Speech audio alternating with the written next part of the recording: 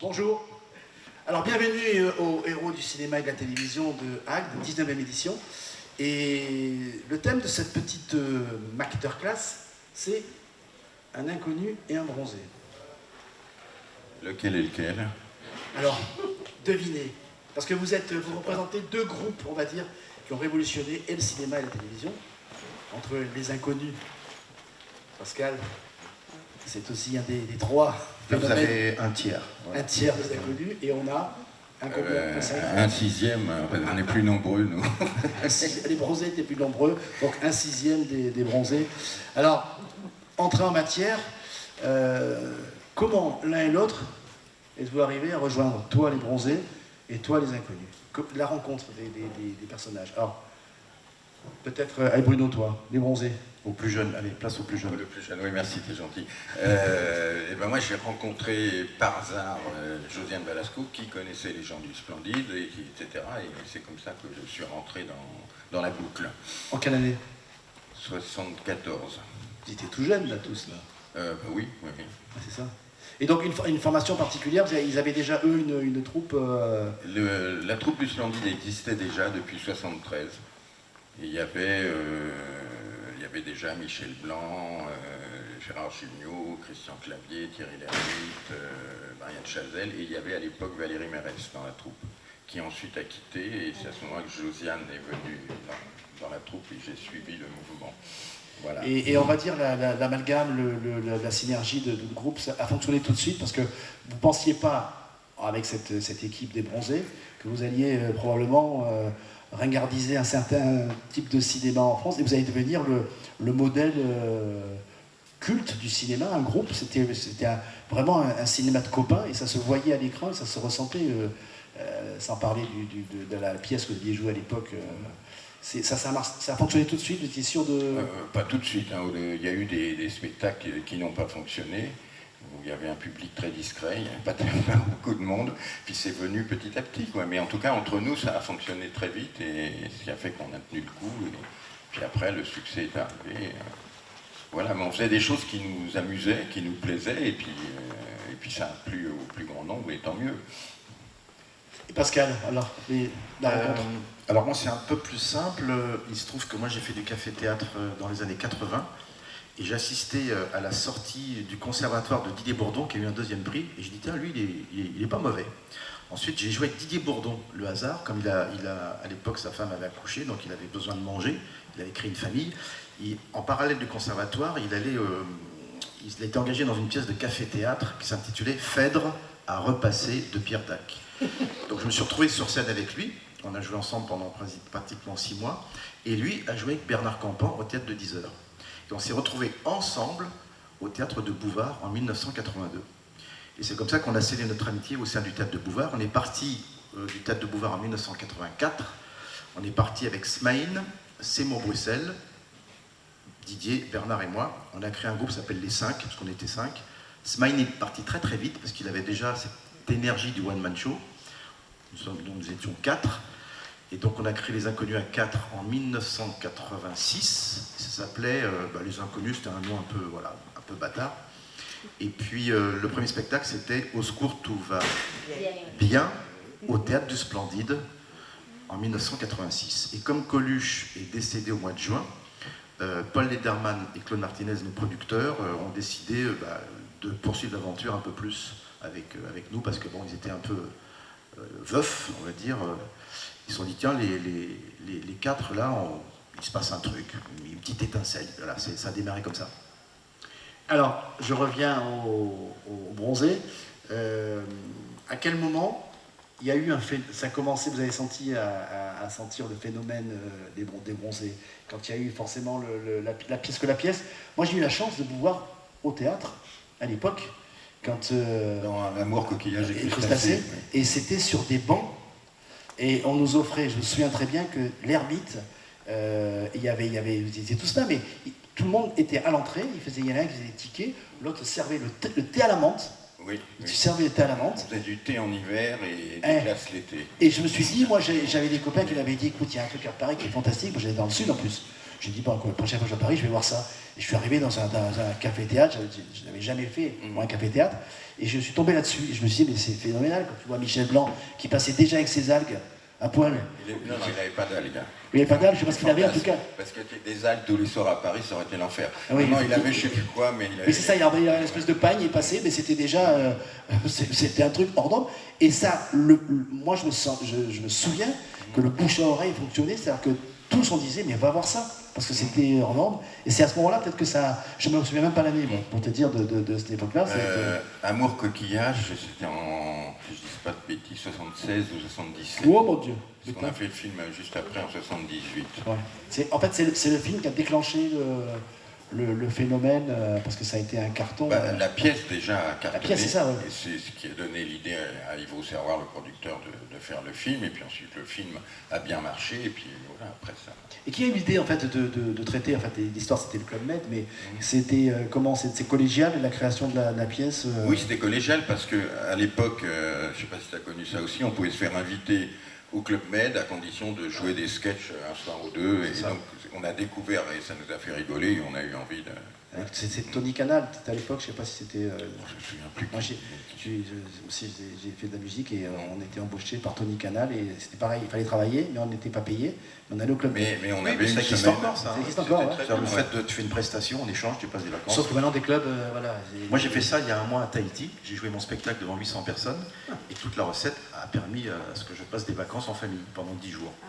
Voilà, c'est sympathique. Bah, c'est sympa, ça donne encore une... C'est génial, ça donne une... Voilà, c'est de rester dans la même énergie. Je trouve Oui, ça. ben, on nous appelle des stars, mais stars c'est pas un métier déjà, c'est une appellation. Mais d'être en contact du public et le fait de jouer déjà c'est un plaisir, donc c'est l'échange avec les gens qui est important. Après le reste... Puis, être des stars quand on s'appelle les inconnus, c'est quand même... Oui, c'est antinomique, oui, mais c'est ça qui est... Ben, en fait, notre producteur, c'est lui qui avait trouvé le nom à l'époque. Il nous avait dit, bah, bon, on va s'appeler les inconnus, comme ça, si vous n'êtes pas connus, bah, vous ne le saurez vraiment pas, et si vous êtes connus, ça créerait un petit buzz. C'est jackpot, parce que c'est resté. Donc alors, on va peut-être passer à toi, donc les inconnus. Qu'est-ce qui a déclenché le phénomène des inconnus? Bah, déjà au Théâtre du Boulevard, on était très célèbres. C'est-à-dire que je crois que sans être prétentieux, dans le Guinness des records, nous avons l'audimat le plus fort de tous les temps en France. C'est donc 52% de part de marché et 25 millions de gens qui nous regardaient tous les soirs à 8h moins quart. Donc déjà, Mimi Mati, Michel Bernier, Laspal les Chevaliers et tous les autres étaient déjà très médiatisés. Il se trouve que lorsqu'on a créé Les Inconnus, il y avait déjà un panel, il y avait déjà une espèce un tapissage de gens qui nous avaient identifiés. Et ensuite, c'est le bouche à oreille qui s'est fait très très vite. Je ne dirais pas le téléphone arabe, parce qu'on ne dit plus ces choses-là. Je dirais plutôt les kabyles téléphoniques. Merci. Et c'est donc ce phénomène-là qui a permis de bouche à oreille. Les gens... la preuve, on a joué pendant quasiment un an au Théâtre Fontaine, de juillet 87 à juillet 88, et tous les soirs c'était plein. Parce que les gens, quand les gens rient toutes les 20 secondes pendant 2 heures, évidemment, il se passe un truc, quoi. Et puis, en fait, surtout, nous étions une troupe comme eux, et c'est vrai que l'esprit de troupe à l'époque, c'est pas comme aujourd'hui, était très prisé. Voilà. Oui, c'est ça, en fait, le phénomène, c'est exactement, c'est ça, c'est la troupe qui a fait que ça a détonné. Alors, je trouve que, aussi bien vous, la télévision, que vous au cinéma, puisque le phénomène était beaucoup plus télévisuel pour vous. Bien sûr. Parce que c'était des sketchs et tout le monde a adoré les sketchs inconnus. Et puis même, c'est vrai que cette époque de Bouvard... c'était plus facile pour nous parce qu'effectivement, eux, l'équipe du Splendide, c'est vrai que ils ont beaucoup de mérite parce que c'est grâce à la scène qu'ils se sont fait connaître. Nous, la télévision, c'était beaucoup plus facile. Parce que, évidemment, la télévision, elle est dans chaque foyer pratiquement. Donc, ils ont plus de mérite que nous.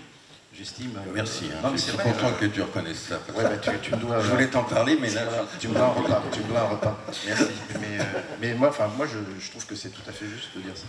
Voilà, et en fait, pour arriver à, on va dire, à la version des inconnus, parce que vous avez inventé, par exemple, les fausses pubs. Il y a plein de choses qui ont été... moi, je te vois encore récemment sur Instagram, tu nous as sorti une vieille pub de je ne sais pas quelle année. Comment ça se passait? D'abord, vous êtes arrivé aux 3 inconnus à quel moment? Seymour Bruxelles est parti en 1988. On avait créé un spectacle pour 4. Et puis, lui, il avait 3 femmes, 3 chiens. Et puis, il était en désaccord avec Messier. le producteur pour Lederman, puis il ne sentait pas le truc, il est parti. Donc on était très désœuvrés dans le sens où on avait écrit un spectacle complet, et il s'en va, donc c'était au mois de décembre 88, et il s'en va. On s'est dit, on arrête. Et c'est notre metteur en scène, Jacques Descombes, qui était aussi au conservatoire, un ami Didier Bourdon, qui a dit, mais non, les mecs, 3, c'est bien aussi. Ça va même plus vite, c'est géométrie variable, c'est toujours 2 contre 1. Quand vous êtes 4, c'est 2 contre 2, donc ça prend du temps. Mais à 3, ça va plus vite. Donc on a réécrit un spectacle pour 3. Claude Martinez et Paul Lederman nous ont mis au théâtre du Palais Royal, et ça a démarré le 5 mai 89, et là c'est parti jusqu'à aujourd'hui. Voilà. Quelle mémoire des dates en plus. Ah oui, moi je suis la mémoire. C'est marquant en plus, c'est vrai que c'est une carrière qui est marquée. Je me rappelle même du rire de Henri Salvador, qui riait, parce qu'on a fait une soirée un peu pince-fesse avec des vedettes, et Salvador riait tellement que des fois, quand on faisait nos gags, on disait hey, oh, tais-toi. Alors, Les Bronzés, on va dire c'était une écriture collégiale. Quand vous arrivez à faire un film, c'est compliqué de faire un film? Non, parce que là vous êtes quand même déjà avec le succès de la pièce, et le film se passe naturellement, facilement. C'est produit naturellement, oui, mais bon, il y avait quand même du boulot parce qu'il fallait adapter. Mais on a écrit l'adaptation avec Patrice Lecomte, qui lui avait déjà réalisé un long métrage, qui avait donc une approche. Il connaissait mieux la chose que nous, et puis voilà, on a écrit ensemble, et puis ça a fonctionné. Et c'est vrai que c'était une révolution. Moi, ce film-là, qui n'a pas vu Les Bronzés, c'était vraiment un phénomène. Et c'est aujourd'hui même, quand ça repasse aussi bien tous les deux, quand vous avez quelque chose qui passe des Bronzés ou des Inconnus, c'est forcément un carton. Ça prouve que vous êtes rentré dans le patrimoine culturel et audiovisuel français, et probablement européen, et je ne sais pas si c'est adapté à l'étranger, mais j'en sais rien. Mais ce phénomène de troupe, il a marqué le cinéma et la télévision, mais pour longtemps, puisqu'on est encore aujourd'hui en 2022, et si demain vous sortez un Bronzé quelconque, ça marchera, et on attend avec impatience le retour des Inconnus, mais c'est vraiment un phénomène qui a marqué. Vous avez vraiment senti dans vos vies un changement? Par exemple, toi, Pascal, à partir du moment où Les Inconnus, ça avait été compliqué peut-être de... C'était compliqué déjà un peu avant, mais c'est vrai qu'il y a une recrudescence de notoriété. Moi, je prends plus le métro, j'ai pas de carte Navigo, je prends pas le bus. Moi, je suis en scooter dans Paris, donc je me cache un peu. Mais c'est que de l'affection. Moi, quand je prends l'avion, je passe ma vie dans les cockpits. Parce que tous les pilotes pratiquement veulent... Donc je passe ma vie à faire des décollages, donc j'ai un vomi bag, mais c'est que de l'affection. Donc quand je vais dans un restaurant, monsieur Jdim, ça me fait plaisir. Une fois d'ailleurs j'ai pris un bus, il y a 15 ans j'ai pris un autobus, parce que j'avais pas le choix. Et puis le conducteur me dit je vous adore, mettez-vous derrière moi là, comme ça je vous ai dans le rétroviseur. Et puis on discute. Et il me dit vous allez où? Je dis je vais à tel endroit, à la station à tel. Ok, non mais où? Je dis quoi, où? La rue c'est quoi? Je dis la rue machin qui est parallèle. Il dit ok. Et votre pas que le type, il dévie sa route. Il dit je vous dépose. Arrêtez, je vous adore, attendez, je me suis bien marré avec vous. C'est bon, ouais, c'est au numéro 12, il me dépose au numéro 12, je descends, merci, je n'ai même pas payé, je n'ai même pas composté. Et il a repris sa route. Donc quand on fait ça, c'est qu'il me dit vous m'avez fait tellement marrer. Je dis voilà. Donc j'ai plus de carte bleue, carte blée, j'ai plus rien, donc je dépense plus rien. Non, c'est une métaphore, mais ça prouve que les gens, on leur a fait du bien, ils nous le rendent. Voilà, je prends ça comme ça. Et pour les Bronzés, c'était pareil. Moi, j'ai la chance de pouvoir prendre le métro, parce que je suis le plus discret des Bronzés. Mais oui, on rencontre des gens comme ça dans la rue qui les attrapent. Et c'est fou, parce que je n'ai pas la même tête qu'il y a 40 ans, et les gens sont là. Non, mais tu as la même odeur. Voilà, merci. Je me demandais pourquoi ils me reconnaissaient. C'est vrai que, alors, justement, un aparté là, parce que t'es, on va dire, peut-être le plus discret, mais peut-être le plus, pas business, mais je dirais gestionnaire des autres. Je gère parce que, en fait, comme j'avais tenté de faire des études un peu scientifiques, etc., avant de me lancer dans le théâtre, mes camarades ont décidé que c'était moi qui devais faire la gérance parce que j'avais les aptitudes pour... Les capacités. Donc je me suis retrouvé très vite gérant, et d'ailleurs je suis toujours directeur du théâtre du Splendide. Et alors, parce qu'en fait, le Splendide, vous l'avez racheté? C'est la troisième salle en fait. Ouais. Il y avait une première salle à laquelle j'ai pas participé en 73 qui était à Montparnasse.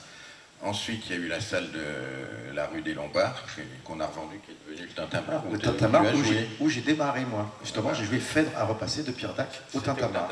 Vos carrières sont très liées, en fait. Oui, parce qu'en plus, il me colle aux fesses depuis des années, c'est-à-dire il passe derrière. Enfin, aux fesses, à une demi-fesse. Parce que... En fait, non, mais c'est vrai qu'il y a vraiment un lien. C'est comme ça, il y a un truc. J'ai joué donc au Tintamarre, qui était l'ancien Splendide. Les Inconnus ont joué au Splendide au mois de juin, notre premier spectacle, en 86. Et ensuite, j'ai joué avec Mathilde Damet, pratiquement presque un an, au Splendide, en 2008, notre spectacle plus Affinité. Donc, effectivement, l'affinité, il y a un truc. C'est karmique, et non pas carnique, hein, c'est karmique. Il n'y a pas de... Voilà. Et donc, c'est automatiquement, tu as refilé ce rôle du gestionnaire, celui qui gère un peu les autres, qui sont plus les je ne gère pas les autres, hein, je ne voudrais surtout pas les gérer. Je gérerais que le... C'est ingérable. Non, mais il les digère plutôt. Et donc, ça s'est passé facilement, en fait, ta place. Oui, il n'y a pas eu de problème, et puis voilà, je t'ai intégré, et puis maintenant, c'est un peu comme une famille avec le temps. Oui. Et c'est toujours, hein, il y a toujours l'esprit de famille, les on années.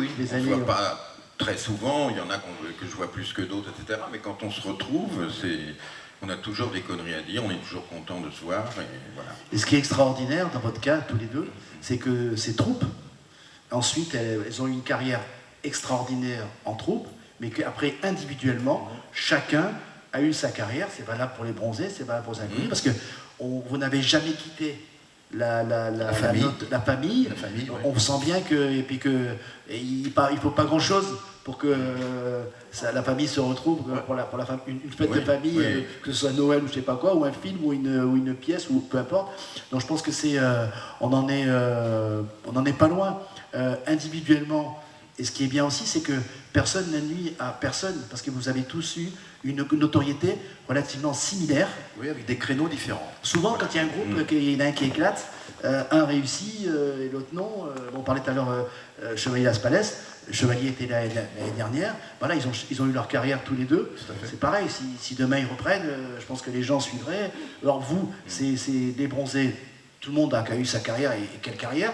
Et les inconnus, n'en parlons pas. Donc vous êtes aujourd'hui à l'affiche, tous, les uns et les autres, de plein de films. Et donc, la reconstitution de la famille, elle est envisageable pour les bronzés? Un dernier bronzé, j'en sais rien, mais... Peut-être à l'EHPAD, peut-être. Oui, c'est un bruit qui tourne. Ce soir, il y a LDR, maison de retraite. Non, peut-être un film où on sera tous ensemble, mais qui ne soit pas forcément la suite des bronzés ou du Père Noël. Oui, parce que je pense que c'est... Ça serait plus intéressant. Oui, voilà, et puis avec un recul, parce que vous avez tous tellement de carrière, et franchement, chez les bronzés, on connaît tout le monde, et il n'y a pas de secret. C'est vrai que si demain, c'est un carton assuré, et pareil. Et pour les inconnus, puisque Campan a pris plus je vais dire un costume d'acteur, de comédien, beaucoup moins dans la comédie, beaucoup plus un peu dans le drame. Bourdon, il est resté, il a grossi dans la comédie aussi. Et toi, tu n'as pas bougé. Donc tu restes. Je n'ai pas bougé, c'est ça. Mais j'ai pas envie de bouger, moi. C'est ça. Et comment quoi la question? La question, c'est est-ce qu'on peut imaginer que ces trois personnages qui ont évolué, se sont écartés, j'ai compris, se retrouver un jour? Alors, il est prévu, maintenant ça a été dit un peu dans les médias, là on n'a pas encore signé de contrat, donc ce qui veut rien dire et tout dire, mais là on est aux prémices d'une aventure cinématographique, pelliculaire, enfin il n'y a plus de pellicule, mais en tout cas on doit se retrouver au printemps prochain pour un film réalisé par un Riyad Satouf. Riyad Satouf, c'est un dessinateur, réalisateur, qui nous a proposé un scénario. Et ce qui est très chouette, c'est qu'on a dit oui individuellement, sans se concerter, aux 30 pages qu'il nous a proposées. Donc normalement, si tout va bien, le film devrait sortir l'année prochaine. Voilà. Mais avant, il y aura des petites surprises à la télé. Ah, voilà. Et c'est des petites surprises qu'on ne peut pas... surprise. Surprise. On ne peut pas dévoiler. C'est français, monsieur. Voilà. C'est français, surprise. Non, mais voilà, si on dévoile, c'est un peu comme s'il y a des parents qui ne veulent pas connaître le sexe de leur enfant. Moi, j'ai pas envie de connaître le sexe de... Voilà. Et toi, à titre individuel, projet? Alors, individuel, moi j'ai écrit un film, effectivement, qui est en financement, qui s'appelle donc Marie-Thérèse, qui est une comédie sur les erreurs médicales. Et... Non, c'est drôle. Et donc ça, c'est en financement. Et puis là, j'ai écrit, j'ai beaucoup écrit, donc maintenant c'est dans les tuyaux et c'est en train de... En fait, j'ai planté une graine pour que ça devienne un baobab, et là, on est... voilà, je suis à mi-chemin entre le passage à l'acte. Bon, donc Mais de toute façon, vous allez en bouffer du légitimé, vous inquiétez pas, tout va bien. Ouais. Et puis, tu dis en gros, l'année prochaine, pour avoir éventuellement, peut-être au festival, peut-être déjà une bande-annonce ou quelque chose qui montre le baobab qui est un peu poussé. Ouais, et pour toi, pour ton film, et pour les inconnus, oui, c'est ce qu'on vous souhaite. à suivre. Vous regardez sur les réseaux sociaux, sur Instagram, Bernard n'a pas Instagram parce qu'il déteste ça, il n'a rien du tout. Il y a le Facebook des inconnus que je gère, où il y a des infos subliminales. Et puis il y a mon Instagram où je mets des petites... voilà. Et vous revoyez quand même régulièrement les... Ouais, régulièrement moins, un peu comme eux. C'est vrai qu'on a tous des vies privées, on a des travaux différents. Mais Bernard Campan est venu bruncher chez moi il n'y a pas très longtemps. Didier Bourdon, on s'est vu. Non, mais on est frères, on est amis. Enfin, on est collègues de travail. C'est vrai qu'on a démarré ensemble, c'est indéfectible, hein, c'est quand même quelque chose, c'est un ciment qui est très très fort.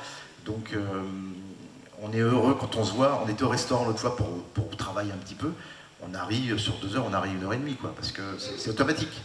Et quand tu une anecdote, là, tu peux me raconter, là, quand vous êtes allé voir, vous êtes passé au Palais des Sports, voir un peu visiter. Oui, alors c'était quoi, il y a 8-9 ans, on avait déjà l'envie de remonter sur scène. Campan était presque prêt. Et puis donc on visite le Palais des Sports à Porte de Versailles, parce que la jauge de 3000 places, on estimait que c'était une bonne jauge. Donc on est resté de 17h à 18h avec nos équipes à visiter un peu le Palais des Sports. On est sorti à 18h et on s'est retrouvé devant avec nos équipes, on était une petite dizaine de personnes, devant à papoter, à faire le point, et on s'est quitté à 18h11. Je rentre chez moi, je dors, je me réveille le lendemain, le téléphone à 10h du matin. Et c'est un copain qui travaille au Palais des Sports qui me dit « Pascal, on a un problème ». Je dis « Lequel ?» « Ça réserve ».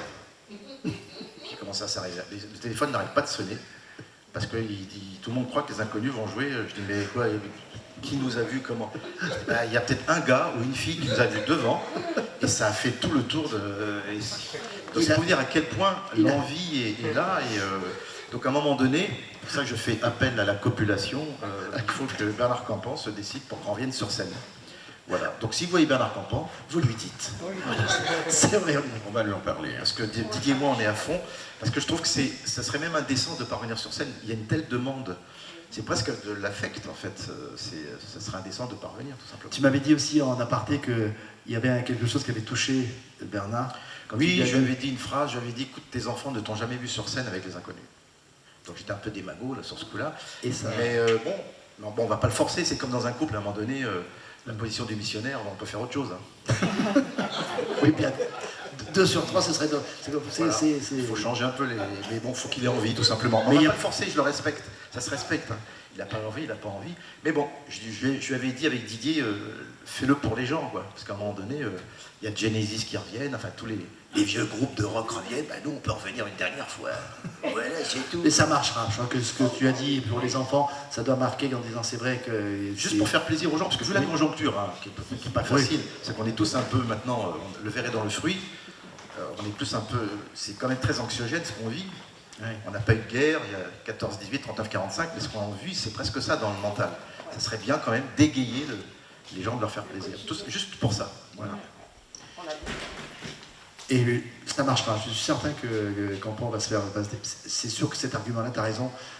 Les temps ont changé. Hein. On est beaucoup plus dans le vécu en disant aujourd'hui, il faut profiter. Il y a des choses qu'on ne pourrait peut-être pas faire.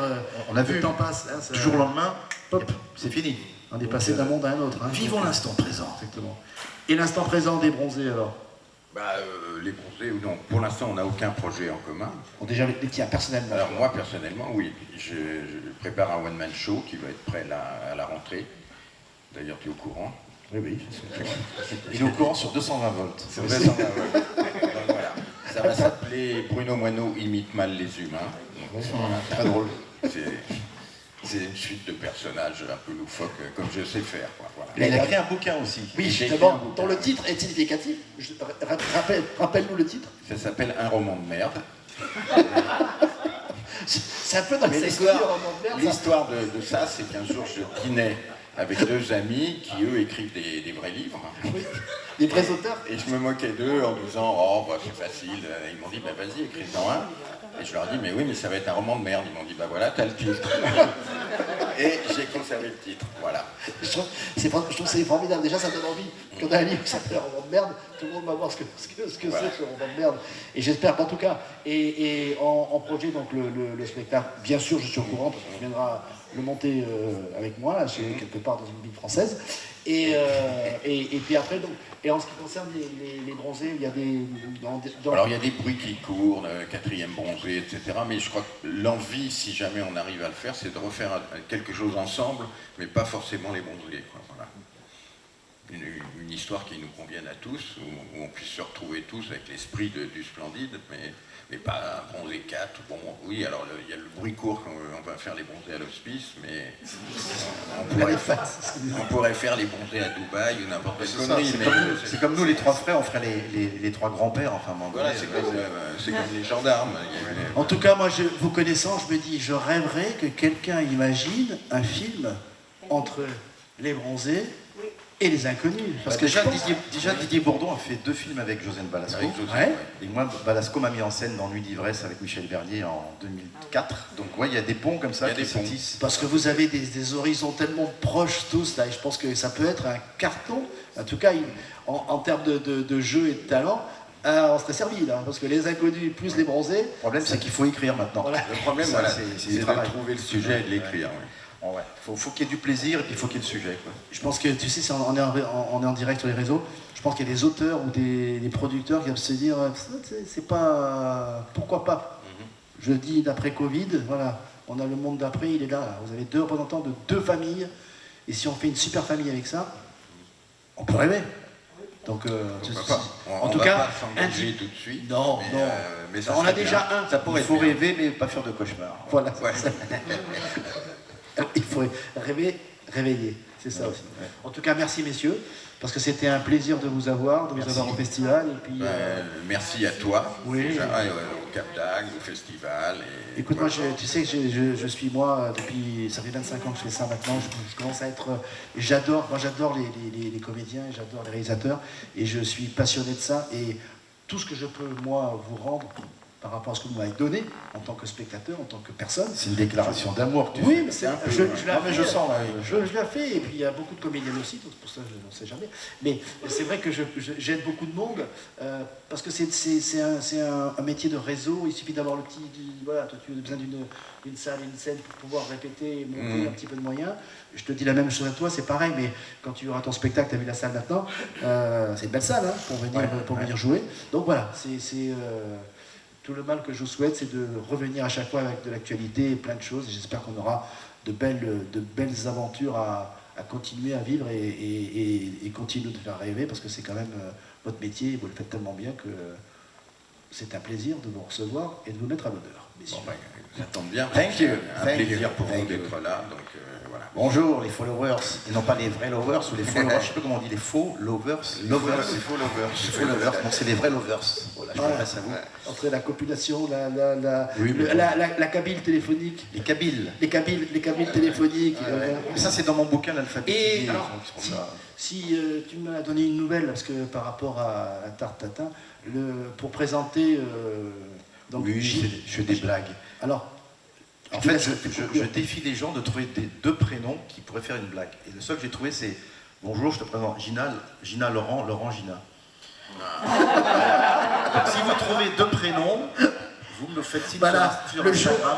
Sur les réseaux, vous envoyez. Voilà. C'est un défi. Si vous trouvez 2 prénoms, on peut faire une blague. Sur mon Instagram, vous me l'envoyez et on en discute. Voilà. Voir si c'est bon. Je valide. Merci messieurs. Merci à toi.